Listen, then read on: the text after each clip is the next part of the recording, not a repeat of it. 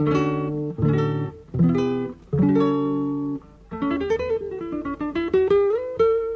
Central 3 apresenta o Cinema Nacional em Revista. É o Central Cine Brasil.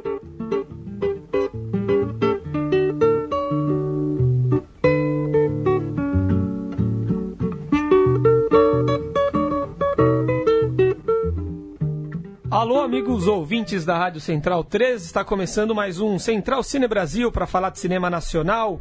Eu sou Lucas Borges, comigo Paulo Silva Júnior. Como vai, Paulo? Olá, Lucas. Um abraço para quem acompanha aí o Central Cine Brasil. Mais um programa para ouvir um diretor de um filme fresquinho, quente, em cartaz. Mais um documentário, mais uma cinebiografia, como algumas que a gente retratou aqui nas últimas semanas. Mais um filme interessante aí pra gente bater um papo. Isso aí, hoje falamos de todos os Paulos do mundo. Também vai discutir esse filme conosco o Murilo Costa. Como vai, Murilo? Boa noite, Lucas. Boa noite, Paulo. Representado hoje pelo filme que vamos falar, Todos os Paulos do Mundo. E é isso aí, estamos com o diretor, né, Gustavo Ribeiro. É isso aí, como vai, Gustavo? Tudo bom? Opa, tudo bem? Boa noite, é um prazer falar com vocês. Prazer é nosso. Gustavo que dirige junto com o Rodrigo de Oliveira. Esse filme fala do ator Paulo José, um marcante personagem do cinema nacional, né, que percorreu aí desde os anos 60 as etapas mais importantes, mais marcantes da cinematografia, da dramaturgia, enfim, da televisão nacional. E eu começo te perguntando, Gustavo, como você se uniu a esse projeto que, pelo que eu li antes do nosso papo, era uma ideia, um sonho, né, a ser realizado pelo Rodrigo, e você acabou se encontrando com o Rodrigo para co-dirigir esse filme. Como vocês se encontraram? Como foi para você participar dessa gravação? Na verdade, nós três, isoladamente, eu, o Rodrigo e a Vânia, que é a produtora do filme, a Vânia Catani, nós três tínhamos o desejo, a admiração pelo Paulo e o desejo de fazer um filme sobre ele. A Vânia é muito próxima dele, é praticamente membro da família dele, do Paulo. E eu um dia tinha morrido o Babenco, o Hector, e estava passando uma retrospectiva dele no Canal Brasil. E eu, por acaso, peguei ali o filme O Rei da Noite, que é um filme do Hector Babenco que o Paulo fez. E ali, assistindo aquele filme, enfim, meio inebriado ali pelas imagens, eu pensei que deveria ser feito um filme sobre o Paulo, utilizando material de arquivo, quer dizer, utilizando, como ele tinha feito muitos filmes pela vida, como ele fez, utilizando material de arquivo para contar a história dele. E eu imediatamente procurei a Vânia no dia seguinte, ou 3 dias depois, e ela não titubeou um segundo quando eu falei que eu queria fazer um filme sobre ele, porque ela já queria fazer um filme sobre ele. E o Rodrigo, que é um cineasta de Vitória, que já dirigiu 2 longas-metragens, seu terceiro, também já conhecia a Vânia e já tinha falado para ela que tinha uma vontade de fazer um filme sobre o Paulo. Então, na verdade, a Vânia teve a feliz sacada de me juntar com o Rodrigo, nós nem nos conhecíamos, e propôs que nós fizéssemos o filme juntos, que foi o que acabou acontecendo. Oi, Gustavo, é o Paulo falando. Eu queria que você falasse um pouco da opção aí de montagem do filme. Primeiro, como que é trabalhar com um material de arquivo tão extenso, né, de um cara que tem uma carreira gigantesca, consolidada, com sucessos, com filmes desconhecidos, com novelas mais ou menos famosas, e a opção de tornar esse material de arquivo protagonista mesmo da montagem, das imagens, diante dessa tendência, né, se é que é uma tendência, de preferir o uso dessa montagem de imagens do que fazer um documentário ali das cabeças falando. Como que você se deparou com esse material e como foi a sua opção de montagem? Paulo, eu acho que é o seguinte, na verdade eu acho que a tendência justamente é fazer os filmes das cabeças falantes, né? Nós queríamos falar principalmente quer dizer, a gente queria falar do ator Paulo José, mas a gente também queria falar do ser humano Paulo José. No caso dele, como são muitos anos dedicados à carreira artística, é muito difícil dissociar, quer dizer, ele viveu a vida dele inteira, vocês que viram o filme sabem, ele fala que ele se encontrou como diretor de teatro aos 10 anos de idade. Hoje em dia ele tem 80, ou seja, são 70 anos dedicados à atividade artística. E a gente achou que, como ele tinha feito quase 50 filmes desde 1966, a gente achou que a gente ia encontrar ecos dele nos personagens que ele tinha feito.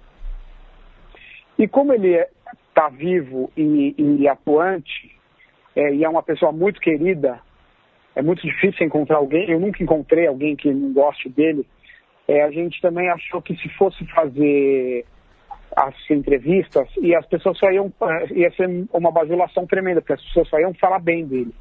Então, enfim, a gente tinha mais ou menos todas essas coisas na cabeça quando a gente decidiu mesmo seguir fazendo o filme só com material de arquivo, sem fazer entrevista com ninguém, nem mesmo com ele, né? Gustavo, tem uma fala do Paulo no filme, todas as falas são do Paulo, né, claro, o texto todo é do Paulo, mas tem uma que chama atenção, que ele diz que ele conta nos dedos os filmes bons que ele fez, que ele gostou mesmo, né? Polêmico até, né, porque muita gente até discordaria e diria que ele fez muitos filmes muito bons. Mas eu queria saber se vocês chegaram a bater um papo com ele sobre quais seriam esses filmes e se isso teve alguma relevância na montagem, se vocês procuraram usar mais, ou se foi uma sensibilidade de vocês mesmo para fazer essa seleção e desenrolar o filme.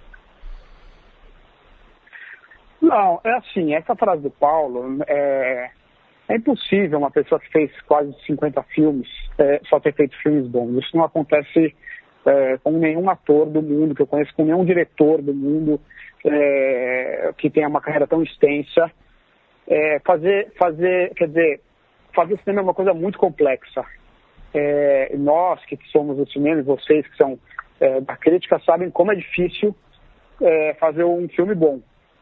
Que tenha um filme que assim, o filme pode ter muitas coisas boas isoladamente, mas que o filme seja genial é muito difícil.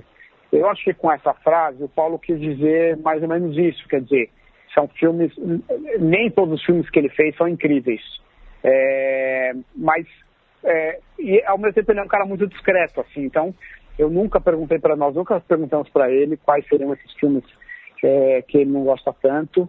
Eu também acho que ele não diria, e absolutamente isso não interferiu no filme que a gente fez. Nós obviamente tínhamos os nossos filmes preferidos, que se não me engano na grande maioria deles convergiam, quer dizer, eu e o Rodrigo, mas a gente foi selecionando filmes, cenas aleatoriamente, no sentido de que a gente em nenhum momento falou, não, a gente não gosta desse...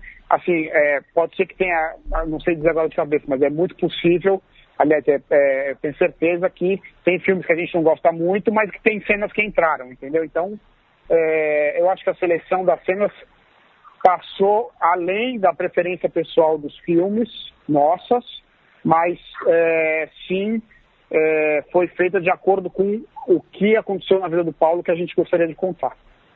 Voltando à questão da montagem do filme, você não acredita, Gustavo, que observando filmes como o Cinema Novo, o Guarnieri, o Pitanga, o documentário sobre o Torquato Neto também, não existe de fato uma tendência a se montar os documentários a partir do arquivo dos personagens retratados, né? Vocês, por exemplo, não se inspiraram em alguma obra específica para seguir esse caminho também? E eu queria saber também de você o quão difícil é ter que montar um filme diante de uma obra tão extensa como a do Paulo, e quais são os desafios, né, de se escolher esse repertório? Olha, você citou justamente 3 filmes. O Torquato eu, infelizmente, ainda não tive a oportunidade de assistir, apesar de estar aqui na pauta do dia, assim. Mas os 3 filmes que você citou, os outros 3, o Pitanga, o Guarnieri e o Cinema Novo, são 3 filmes que eu gosto muito. O Pitanga tem uma característica que eles colocam o Pitanga junto com todas as pessoas importantes da vida dele, que é uma coisa que a gente não faz. Eu acho que o filme do Pitanga se sobressai muito por isso, assim. O filme do Guarnieri também, eu já vi, na verdade, faz algum tempo, mas se não me engano, também tem várias entrevistas com várias pessoas, usadas de uma maneira muito inteligente, e tem aquela coisa de usar a secretária eletrônica do Guarnieri, que me parece muito interessante. Talvez o nosso filme se assemelhe mais ao Cinema Novo, mas com a diferença de que o Cinema Novo, como usa aquela montagem de atrações, que a gente também usa um pouco, mas é um filme que fala de um movimento cinematográfico como um todo, nós tivemos a preocupação, ao se fazer um filme que trata de um ator específico, de deixar o ator acontecer. Então, tem cenas no filme que a gente usa inteiras, que duram, 3, 4, 5 minutos.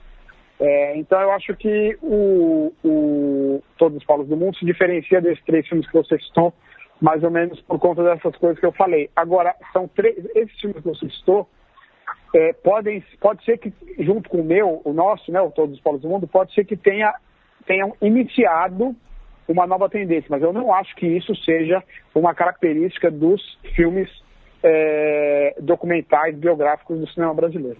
E dá para se dizer também... Desculpa, você tinha feito mais uma pergunta e eu me perdi. Não, é só dizer também que um dos trunfos de Todos os Paulos do Mundo é o fato de você pincelar ali, selecionar grandes personagens que trabalharam com o Paulo José e colocar as falas do Paulo na boca desses personagens, né? Acho que é um grande chamariz do filme. E eu perguntei sobre o desafio de se observar todo esse vasto repertório do Paulo e ter que selecionar né, os trechos que entrariam no filme. Quão difícil, né? O quão complicado mesmo ter que fazer essa seleção. Olha, foi complicado, mas ao mesmo tempo foi muito gostoso, porque a primeira coisa que a gente fez foi assistir, em ordem mais ou menos cronológica, todos os filmes que o Paulo tinha feito a partir do A Mulher de Tozó, que viagem, O Padre e a Moça. Então nós tínhamos uma lista assim, de momentos ou acontecimentos ou reflexões do Paulo sobre a vida dele mesmo, que eram recorrentes nos discursos, nas entrevistas que o Paulo já tinha dado, ou que nós sabemos que era importante na vida dele. Por exemplo, a Leila Diniz, ou, por exemplo, o AI-5, ou, por exemplo, a infância dele na fazenda, ou, por exemplo, o casamento dele com a Dina, o encontro dele com a Kika, o Cinema Novo, enfim. Então, a gente ia assistindo os filmes já separando os trechos que nós achávamos que poderiam servir para entrar em um desses tópicos, né, em um desses temas. Mas, ao mesmo tempo, tinham muitas outras cenas que a gente gostava muito e que não se enquadravam em nenhum desses tópicos que nós também íamos separando. E aí a gente foi mexendo, cortando, diminuindo, aumentando, até, enfim, chegar no resultado que vocês assistiram. A gente falou bastante aqui sobre a seleção das cenas, né, da montagem, escolha dos trechos de filme. Eu queria saber também sobre a escolha dos textos. Como que vocês se debruçaram sobre esse material? Como vocês chegaram nessas falas que vocês retiraram, nas aspas? E se teve coisa que vocês tentaram pedir para ele escrever só para o filme, relembrar para o filme? Como que foi esse processo de chegar no texto escrito mesmo, no roteiro?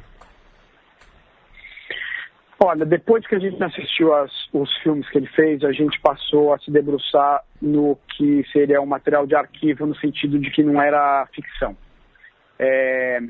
Então a gente assistiu muitas entrevistas que ele deu, por exemplo, para o Roda Viva, onde ele foi entrevistado 2 vezes. A gente assistiu debates que ele participou, tipo debate no CCBB, ou depoimentos que ele deu pro MIS, ou debate que ele participou na Mostra de Cinema de São Paulo, coisas assim. E outras entrevistas que ele deu para a Globo, que ele deu para o rádio, para um monte de lugar. E a gente também recebeu um vasto material de entrevistas que ele deu para a imprensa escrita. E aí, da mesma maneira que a gente fez com as imagens, a gente tudo que a gente achava interessante e que a gente achava que poderia se enquadrar nesses tópicos que a gente ia separando.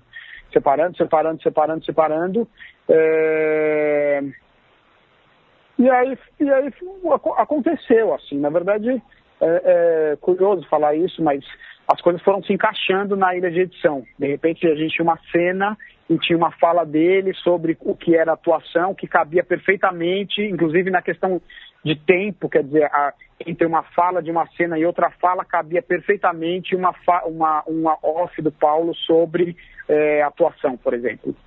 E em algum momento do filme, enquanto o filme ainda era um projeto, existia uma ideia de pedir para o Paulo escrever uma carta para ele mesmo, que seria usada depois a gente ia mostrar um corte para ele, ele escreveu uma carta para o filme que ia entrar, alguma coisa assim. Mas essa ideia, eu nem me lembro o que aconteceu, mas a gente, enfim, acabou não sendo necessário, não sei lá, ficou para trás, e o filme acabou ficando do jeito que vocês viram. E, Gustavo, claro que a exibição em circuito comercial não é exatamente o que vai trazer a grande parte do público, como a maioria dos documentários no Brasil, mas queria saber a sua expectativa para a estreia, qual que é o tamanho dessa distribuição em circuito comercial e qual que é a importância para você, mesmo sabendo que muito provavelmente o filme vai ser muito mais visto em VOD, na TV, coisas do tipo. Ainda assim, claro,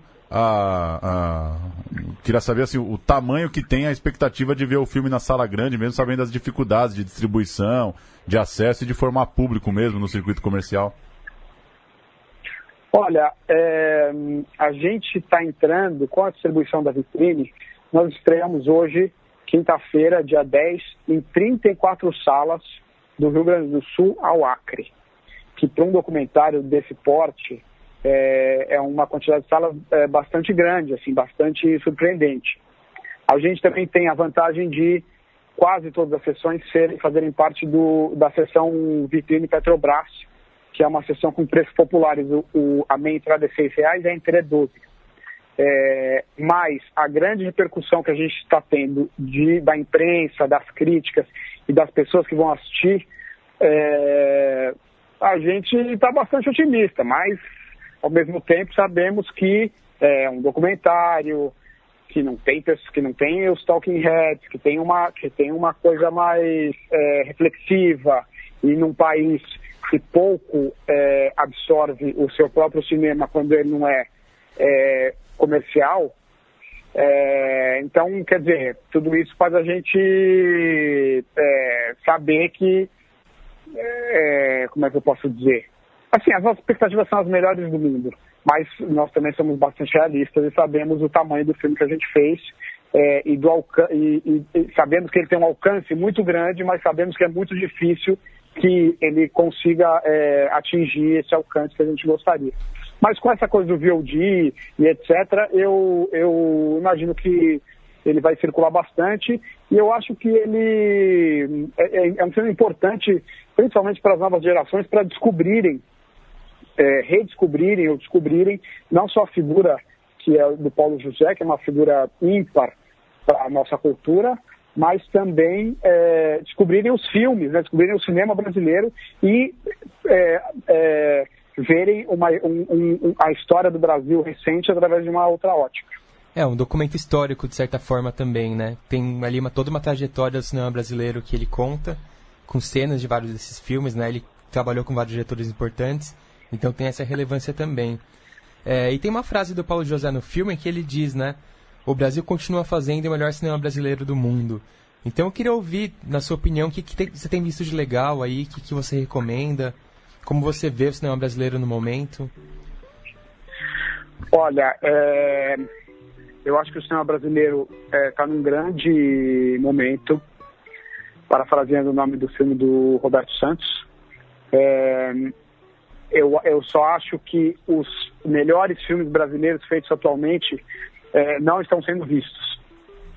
Eu acho que tem o cinema independente brasileiro produz muita coisa. Eu poderia agora rapidamente citar o Arábia, que é um filme do João e do Afonso, que são dois cineastas de Minas Gerais, que é um dos melhores filmes que eu vi nos últimos anos, não só de cinema brasileiro, mas de cinema mundial.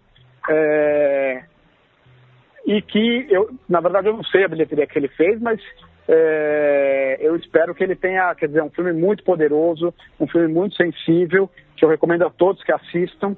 Eu nem sei se está em cartaz ainda, mas eu acho que é uma pena que a nossa distribuição, principalmente dos filmes independentes, continue sendo engolida pelos não só pelos blockbusters americanos, mas também pelos blockbusters brasileiros. Mas eu também admiro, quer dizer, eu acho que tem que ter blockbuster americano e tem que ter filme blockbuster brasileiro e só acho que tem que ter mais espaço para os filmes menores. Mas blockbuster do Edir Macedo não dá, né? Como é que é? Blockbuster do Edir Macedo não dá, ainda mais trilogia. Pois é. Mas tem que ter também, quer dizer, as pessoas têm o direito de ver o filme que elas querem. Eu só não acho certo monopolizar as telas do Brasil inteiro serem monopolizadas por 2 ou 3 filmes. Aí você fala com a experiência de quem é produtor também, né, Gustavo? Produziu Feliz Natal, Entre Nós, enfim... Não, mas eu era produtor eu fazia pós-produção, não era exatamente... Ah, sim. Não sou produtor do filme. Entendi. A minha carreira, eu sou... Na verdade, uma das coisas que me interessou muito, que foi um desafio muito grande que eu me propus a fazer, foi que eu sou montador de formação. Então, me pareceu que fazer um filme de montagem, tendo como material bruto grandes filmes brasileiros, era um desafio assim, riquíssimo. Entendi. Bacana. Muito obrigado por nos atender, Gustavo. Boa sorte com todos os Paulos do mundo, já nos cinemas a partir dessa quinta-feira, do Rio Grande do Sul ao Acre, como você bem lembrou. E até uma próxima. Ok, eu que agradeço e um grande abraço. Valeu! Tá aí, todos os Paulos do mundo. É um filme que tem um lançamento bem grande mesmo para um documentário, né? Mais de 30 salas no Brasil. Pois é, e é uma figura... Aliás, esqueci de falar isso, o pôster muito bom, né? Do filme, né? Achei de muito bom gosto, assim. Que é o rosto do Paulo José com vários personagens ali na cabeça dele, né? Esqueci o nome daquilo que tem nas historinhas de quadrinhos, né? Um balãozinho ali de imaginação, né? E o letreiro bem direto, assim, achei bem legal o pôster. E ele é uma figura muito conhecida, né? Não dá pra... Teria que mapear exatamente em que salas que o filme tá, mas é uma figura que atinge um público grande por ser muito conhecido. Sim. E legal, né? Ver esse otimismo aí do Gustavo em relação às possibilidades, né, de fazer um filme sobre uma figura conhecida e que rode bastante aí em VOD, televisão, né? Tem potencial, rosto conhecido, como você falou, né? Fez novela, tudo, então torcer pro filme sair bem. Vamos com as notícias? Vamos lá. Começar com o Festival de Cannes, ele já teve início, tem 5 filmes brasileiros presentes na programação, que acontece até 19 de maio, já falamos em outros programas, mas nunca é demais relembrar agora que o festival está rolando. O Grande Circo Místico, longa do Cacá Diegues, passa numa sessão especial fora da competição, nesse final de semana, com direito à homenagem para o diretor brasileiro. Outro filme é Chuva e a Cantoria na Aldeia dos Mortos, do João Salavisa, que é um cineasta português, e a René Nader, que é brasileira, documentário que está na mostra Um Certo Olhar. Tem também o curta O Órfão, da Carolina Markovics, na quinzena dos realizadores, assim como o longa Los Silêncios, da Beatriz Seiner. E por fim, Diamantino é um filme do Gabriel Arantes e do Daniel Schmidt, que passa na Semana da Crítica. E aí, o preferido do Murilo, Edir Macedo, bateu Moisés na farsa da maior bilheteria... Na farsa? Da maior bilheteria. Ué, na farsa. Do cinema nacional. Não é uma corrida, né? Eles criaram eu tinha lido errado. Eles criaram uma farsa aí. Pô. É verdade, tem razão. Não foi um ato falho. Nada a perder, cinebiografia do fundador da Universal, chegou na última sexta a 11,2 milhões de ingressos vendidos, segundo a Comscore, superando os 10 mandamentos do querido Moisés, que fez 11,1 milhões. Ambos os filmes passaram pela farsa da sala cheia, com ingressos distribuídos gratuitamente pela igreja. É isso, ingressos esgotados e cinema vazio. O pior é que não é exatamente vazio, né? Eu fico curioso para saber qual seria o público, né, de forma espontânea. Porque é uma figura popular, né? Sim. Bateria quanto, né? Mas muito mais limitado do que, por exemplo, os 10 mandamentos, né?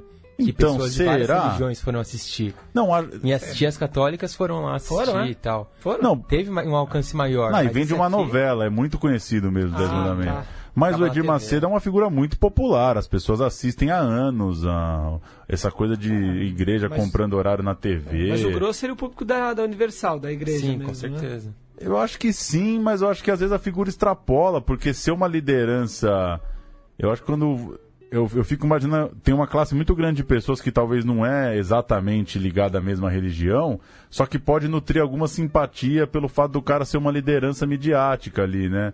Às vezes tá lá o senhor e a senhora que assiste, já conhece o cara da TV e simpatiza com ele pela mensagem, pelo que representa. Mas enfim, acho que... Com certeza seria bem menor do que esse público. A pena não dá pra saber qual que é o número real, né? Porque é claro que muita gente podia se mobilizar e ir até as salas, né? Mas enfim, só pra quem talvez não estava muito por dentro, é isso, né? Várias sessões com ingressos esgotados e a sala não está esgotada porque a própria igreja arma excursões, distribui ingressos na rua para inflar esses números. Mas o que é sacanagem desse filme é que ele chegou até nos cinemas de arte, né? Cinemas aí que recebem lei de incentivo para passar os filmes e estão mostrando de mais cedo, né? Isso que é complicado. Acho que os 10 Mandamentos não chegou em tantas salas. Tenho a impressão de que o Nada a Perder extrapolou mesmo. O espaço é tão restrito, né, para os filmes independentes. É, né? você pega, por exemplo, o Cinearte estava passando, acho que nas 2 salas, daí você não tinha nenhum filme nacional independente passando. Sim. É. Os brasileiros Baronesa, da Juliana Antunes, e Lembro Mais dos Corvos, de Gustavo Vinagre, levaram o prêmio de longa no Indie Lisboa, festival que terminou no último final de semana. O Processo, documentário da Maria Augusta Ramos sobre o impeachment, o golpe contra Dilma, ganhou o prêmio do público e também o prêmio Silvestre, que é um prêmio que valoriza a originalidade da linguagem, lá no Indie Lisboa, sempre premiando vários brasileiros. E dia 15 de maio, né, vai ter a sessão do Processo, às 8 horas no Cinearte. Pra quem não assistiu ainda, tem mais uma oportunidade antes do filme entrar em cartaz. E também estreia já na semana que vem, né? Isso, essa é vai ser um debate, acho, vai ser uma sessão pré-estreia, né? E estreia na terça 17. Na quinta 17, desculpa. Né. Estreiam nesta quinta-feira também Para Ter Onde Ir, de Jorane Castro, e o documentário Renascimento do Parto 2, de Eduardo Chauvet.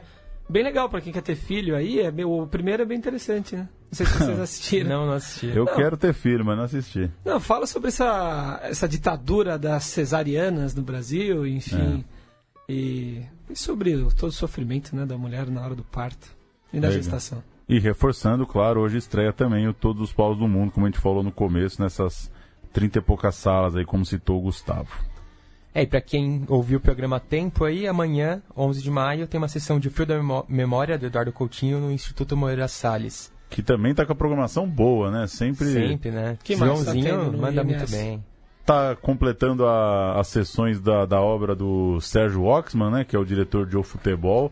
E que teve uma sessão muito interessante, eu não pude ir, mas que se tratou dos filmes inacabados dele. Ele levou 4 documentários que ele meio começou a montar e parou no meio. Ou começou a filmar e não montou, enfim. Mas legal, né? Um cara que fez... É premiado em É Tudo Verdade, tem bons trabalhos aí. Interessante ter exposto os filmes não acabados. Ele mora na Espanha ainda? Acho que mora na Espanha. Trabalhava com publicidade lá? Né? Na época do futebol era isso, né? Veio pro Brasil para fazer o filme na Copa de 2014 e voltou. É isso? É isso, então ficamos por aqui hoje. Valeu, senhores. Valeu, um abraço.